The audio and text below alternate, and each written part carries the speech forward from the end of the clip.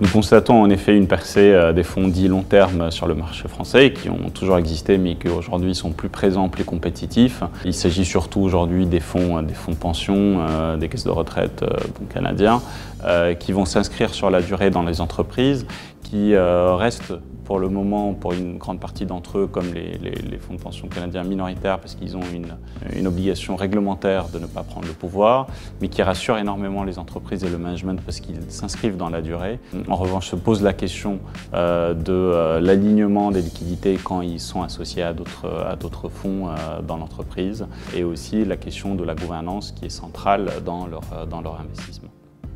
On peut dire en effet qu'il y a une montée des deals minoritaires. On ne va pas revenir sur les fonds proprement minoritaires qui sont là depuis longtemps. La croissance des autres et l'évolution en nombre des autres deals minoritaires vient du fait de la diversification de l'offre sur le marché. Nous allons avoir des majoritaires qui font du minoritaire aussi maintenant aujourd'hui qui font du majoritaire. Nous avons évoqué tout à l'heure les fonds de pension et les fonds dits long terme qui vont être minoritaires, mais aussi parfois le management qui va s'associer avec certains fonds, certains family office pour se faire reluer et monter dans le capital.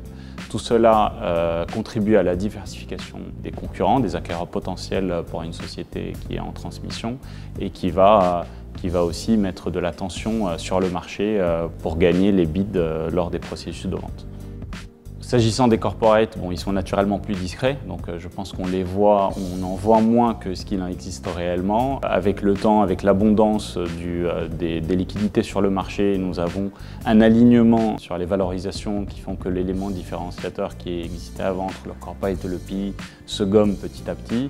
En revanche, le corporate aussi se met au goût du private equity. Il y a beaucoup du monde du private equity qui vont dans les directions M&A.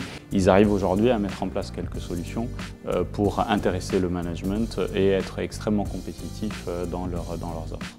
En résumé, un monde du capital transmission très dynamique, très diversifié, une année 2017 qui était extrêmement dynamique. Celle de 2018 s'annonce également très positive, avec des acteurs qui sont de plus en plus concurrentiels, de plus en plus diversifiés et qui contribuent à l'essor du capital transmission français.